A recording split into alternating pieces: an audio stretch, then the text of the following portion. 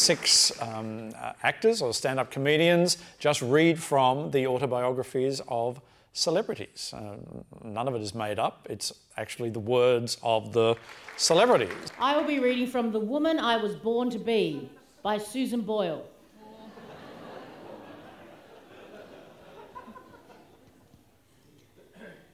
Finally, it was my turn to be interviewed.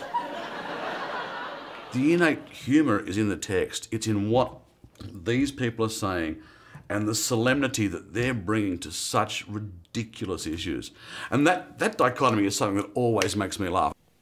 Before I was born, my mom was pregnant with me.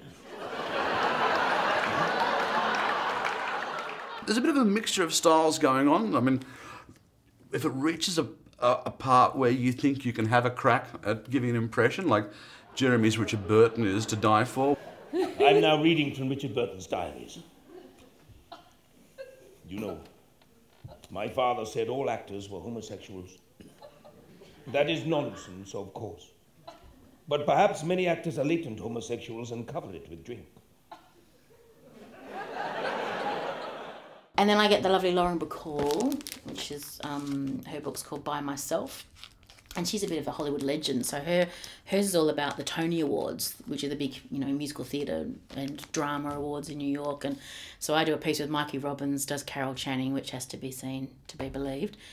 Hysterical. For me, every opening night is sheer agonising panic. It's really clever. They insert the 2 autobiographies in together. So I'll read a paragraph, he'll read a paragraph from her, and vice versa. So that's really clever too. So they're talking about the same subject, but from different books. Katharine Hepburn was nominated too for Coco. Of course I wanted to win, but Katie, my friend, one of the women I admired above all others, I adored her, as ridiculous actors in competition for a prize, but what a prize! Basically, they read from the autobiographies, but then it's a question of, how much of the celebrity you need to sum it up in terms of voice or just where you pitch the voice, what the pace of the speaking is. Sometimes we do full-on impersonations.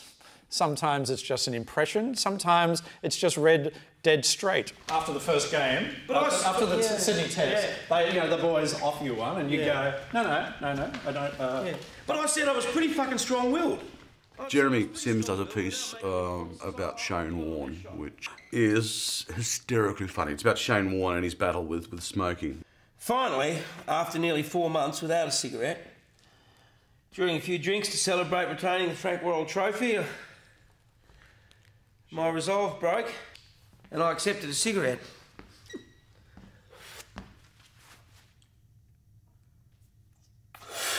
Some guy happened to be there with a camera. Fuck. And he immediately started jumping around shouting, I'm gonna sell this, I'm gonna sell this. Well, I replied, you want to be a fucking smart-ass, that's fucking up to you. I'm an actor. A lot of the people doing this are stand-up comics. So everyone's going to have a different take at it. But my take at it is I like to rehearse it and work on it. And, if I give the appearance that I've never read it before, that would be great. But the fact is I will have worked on it extremely hard. That's just how I work. I lost my place in the test team for the first time in 8 years. I was still the vice-captain, and being dropped represented a big shock. But I accepted it. Fuck!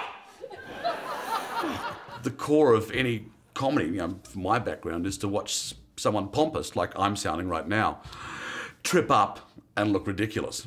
And these, it's the old thing, it's the old Charlie Chaplin once said, if you see a tramp slip over a banana skin, it's not funny. But if you see a toff slip over a banana skin, a man in a top hat and a monocle, it's funny. Well, this is page after page of rich people falling over banana skins that they've actually thrown there themselves. Just going to leave you with the words of American author P.J. O'Rourke. If you say a modern celebrity is an idiot, a pervert and a drug addict, all it means is you've read their autobiography. Good night, Sydney.